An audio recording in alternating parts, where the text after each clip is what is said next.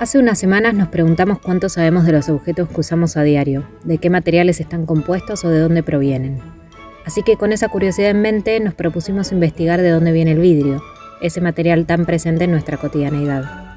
En este video van a poder ver los resultados de nuestra investigación y conocer un poco más sobre este interesante material.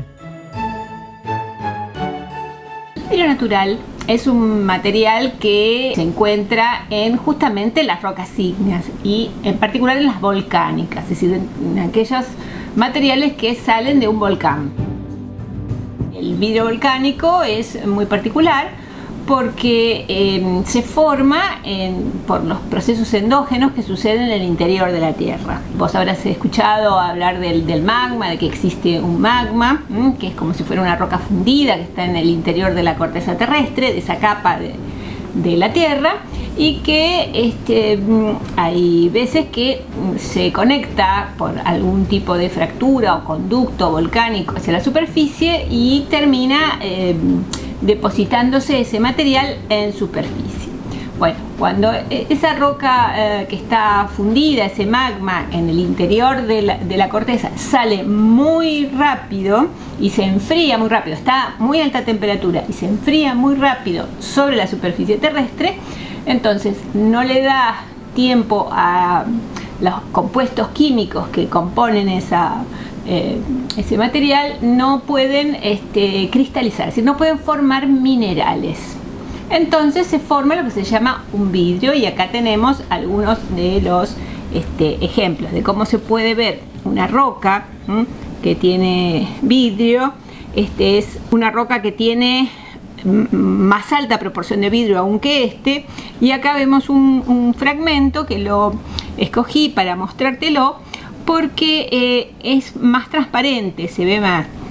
El vidrio volcánico, el vidrio natural, es un material amorfo, es decir, no tiene estructura cristalina, no es un mineral. Y técnicamente hablando, esto ni siquiera es un sólido, es un líquido sobreenfriado. O sea, las tres piedras están formadas de lo mismo, solo que se enfriaron de distintas formas. ¿O? No, todas se enfriaron igual. Esta tiene menor contenido de vidrio que estas otras dos.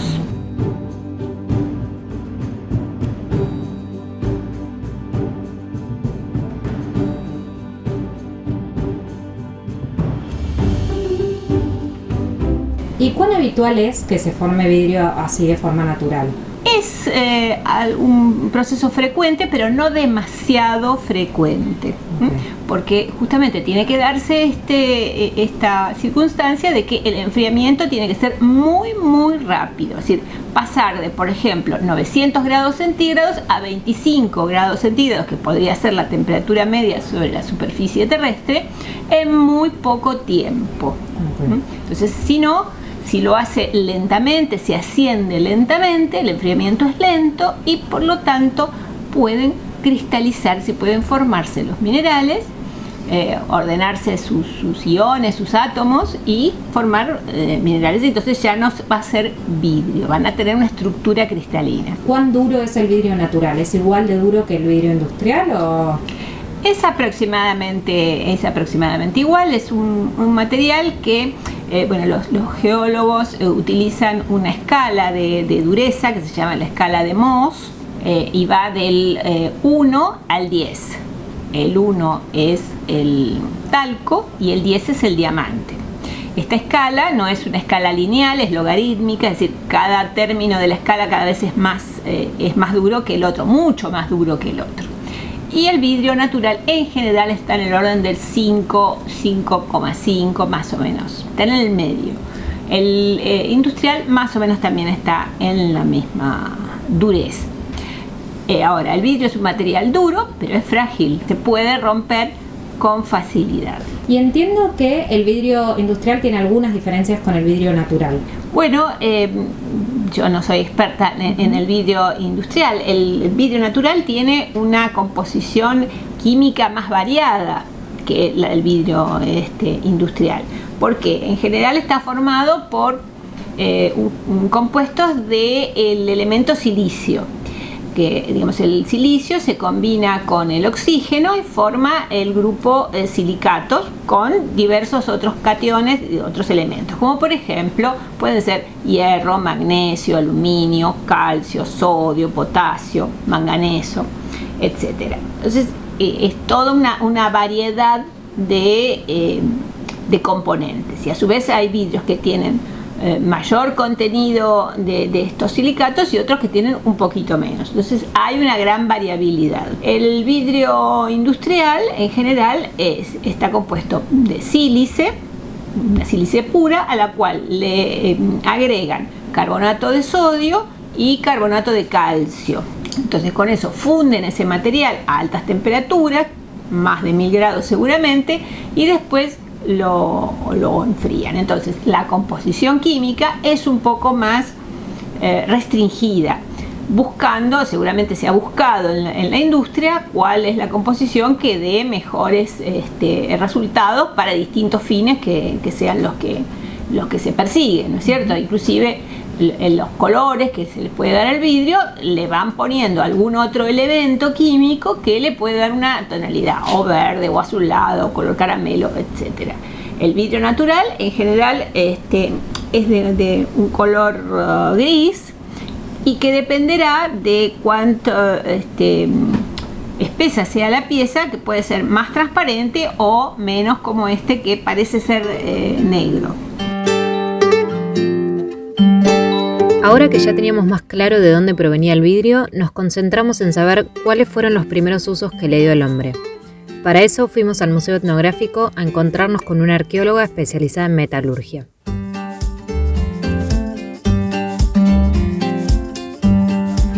Me comentabas que los artefactos que tenemos acá, ¿dónde los encontraron? Mira, estos objetos son todos del noroeste argentino, de momentos prehispánicos tardíos, es decir, de momentos previos a la llegada de los españoles e incluso momento inca hasta el arribo español. En lo que hace al disco más grande, a este molde, que tiene un diámetro casi de 20 centímetros, este objeto se encontró en la localidad arqueológica de Tilcara, en Jujuy, mientras que estos tres son de otra localidad arqueológica, ya en el Valle de Yocavil, que se llama Rincón Chico. En los dos casos estamos hablando de actividades muy especializadas y se hicieron en talleres. Estamos frente a objetos que tienen componentes vítrios. En un caso directamente hubo una selección de la roca para hacer la pieza, mientras que en el otro caso fueron agregadas las cenizas. El motivo principal de esto es que estas piezas fueron sometidas a altísimas temperaturas. Se necesitaba superar más de 1000 grados. Estamos hablando de sociedades que trabajaron con cobre y aleaciones de estaño y de arsénico. Entonces, estas cerámicas requerían necesariamente que tuvieran ciertas características estructurales para que no se rompieran una vez que se empezaban a iniciar estas altísimas temperaturas. Este es un molde circular, aparentemente no tendría decoración, que también era una tradición de la región, y este es un molde que tiene la mitad de una carita, ¿sí? Se le ve la boca y el mentón. Esta pieza, por supuesto nosotros trabajamos casi siempre con fragmentos, no sabemos cómo era, pero puede ser que fuera de un molde circular o de una pieza rectangular, porque este tipo de caras se encuentran en hachas, en placas rectangulares, también en discos, entre otros tipos de objetos. Estas piezas no tuvieron un fin netamente utilitario. Habrán sido utilizadas quizá en grandes eventos donde congregaban multitudes, quizá para fortalecer relaciones sociales, sentirse parte de algún grupo. Y una cosa importante es que, si bien no fueron utilitarias en el sentido estricto de haber servido para los fines de todos los días, sí fueron utilitarias a esta cuestión de fortalecer identidades, crear vínculos, lo cual no es que solamente fueron simbólicas en un aspecto netamente como personal. Estas rocas y estos artefactos que acabamos de ver son de la era prehispánica, antes de la llegada de los españoles. Cuando llegan los españoles me comentabas que el vidrio llegó en otra forma, digamos. Claro, el vidrio llega tan temprano a América como con Colón, y desde ese entonces hasta que los países se independizan, el vidrio tiene una importancia difícil quizá de ver, de entender, pero que vale la pena empezar a recuperar. Principalmente entonces, entre el siglo XV hasta el siglo XVIII, llegaron muchas cuentas de vidrio. Cuentas que eran, por supuesto, de manufactura europea, principalmente de Venecia. Y hay un montón de estudios tratando, porque vale la pena, de entender de dónde venían esas cuentas. Porque también se sabe que había producción en Francia, en Holanda. Uno de los principales centros, incluso en España, uno de los principales centros era Venecia. Sí. Estos son ya objetos culturales de vidrio, cuentas de vidrio. En tiempos prehispánicos, diferentes grupos usaron cuentas de otros materiales, sea hueso, sea roca, también molusco. Y bueno, el ingreso de estas cuentas entonces fue muy fácil y se adaptaron muy bien al entorno de cada sociedad. Se sabe entonces que llegaron, muchas veces estas cuentas formaban parte, por ejemplo, de arrozarios, pero también llegaron en formas aisladas. Estas pequeñas cuentas, primero eran alucinantes, me imagino, para los grupos indígenas, porque eran de un material que ellos no conocían, con un brillo que ellos no conocían, con una serie de características técnicas que hacían que en una pequeña bolita hubiera diferentes capas de vidrio y de colores. Entonces eran de por sí muy apreciados. Hay de formas circulares, hay de formas tabulares, bueno, hay una gran diversidad de cuentas. Y estas cuentas entonces, cuando son incorporadas, empiezan a formar parte de la vida cotidiana y de las luchas de poder cotidianas que había. También pensemos que con los españoles, en todas las sociedades, empieza la fragmentación de las sociedades como ellos las conocían. En el caso del noroeste argentino, que habían estado hasta ese momento bajo el dominio incaico, los españoles entonces hacen un quiebre profundo en ese estilo de vida, y muchos grupos que habían estado bajo el dominio incaico intentan separarse, mientras que otros tratan de mantener su estatus que habían tenido bajo el imperio inca. Entonces estamos frente a sociedades que están en profundo cambio, y estas cuentas entonces empiezan a formar parte de este entramado de conflictos y de tensiones sociales. Inicialmente entonces se ve que estos objetos fueron encontrados para el noroeste argentino en enterratorios o en algunas ocasiones también en contextos residenciales asociados principalmente a grupos de cierto estatus. En este momento inicial entonces estamos viendo estas cuentas en importante cantidad junto a otra serie de elementos que nos están hablando de estos procesos sociales que están gestándose. En este caso, a través del vidrio, en sus diferentes expresiones, nos estamos acercando a comportamientos de la gente, ¿no? O sea, tenemos un fragmento que nos habla de una vida, de una sociedad.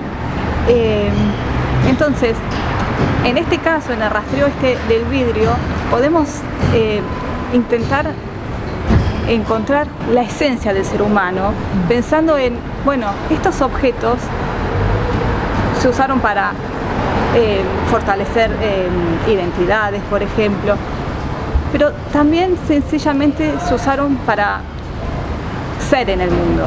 Y eso es algo que como arqueólogos siempre lo tenemos presente. Los objetos nos hablan, en definitiva, de personas. Por supuesto que no llegamos a ellas, pero están ahí. Después de entender mejor el uso que le ha dado el ser humano al vidrio a lo largo de la historia, decidimos ver cómo se produce hoy de forma industrial. Para eso visitamos la cristalería San Rafael en la localidad bonaerense de Lanús. Esta cristalería parte siempre de objetos de vidrio en desuso, es decir que el primer paso es derretir los fragmentos de esa materia prima a reciclar. Alejandro, nos contabas que todo el vidrio que fabrican acá sale de vidrio reciclado. Tal cual, reciclado, toda botella. ¿De dónde lo consiguen? No, se compra, un muchacho junta todo y se compra. Bueno, entonces ahora vamos a ir a ver los hornos donde se fabrican los distintos tipos de vidrio. El primer paso consiste en introducir la caña de metal en el horno de vidrio transparente para poder comenzar a trabajarlo y darle la forma requerida. Entonces, el primer paso es poner la caña en el horno. Calentar la caña, sacar y hacer un volante la primera vez. Se enrosca caliente, se enrosca y saca lo que vos necesitas, grande, chico. Si querés más cantidad, haces una pieza más grande. Si querés menos cantidad, un poquito menos de vidrio.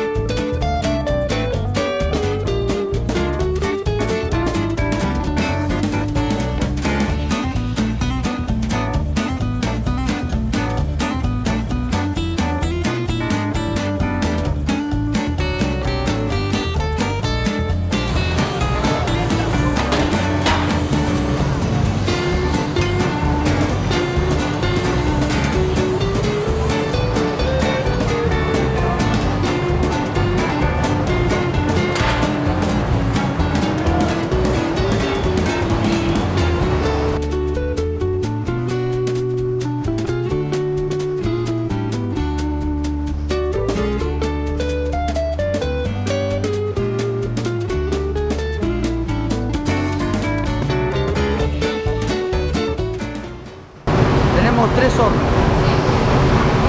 Uno es este, grande, 5.000 kilos de vidrio transparente. Después tenemos uno chiquito ámbar y otro chiquito opal. Eso se usa para cubrir, nada más. Las piezas que se hacen primero con el vidrio transparente. Todo se hace con el vidrio transparente, todo. Después si vos querés cubrir y hacer el color que vos quieras, lo haces. Bien. Los otros hornos más chicos, ¿cuánto cargan? 300 kilos cada uno.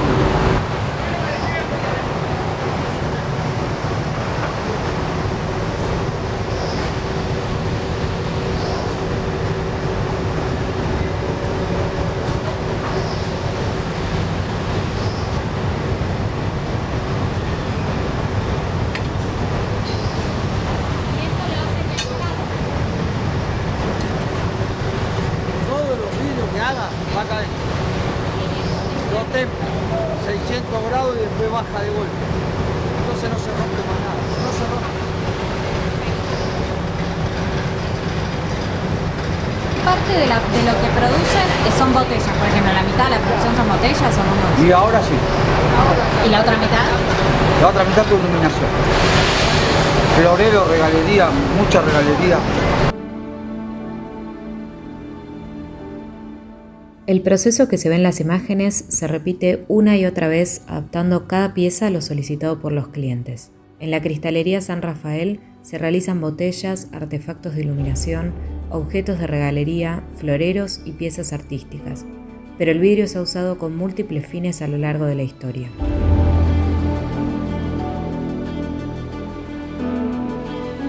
Sin dudas, poder entender mejor cómo se fabrican, de qué están compuestos y qué usos han tenido a lo largo de la historia los elementos que hoy usamos a diario, no solo es interesante, sino que nos permite conocer mejor el mundo en el que vivimos.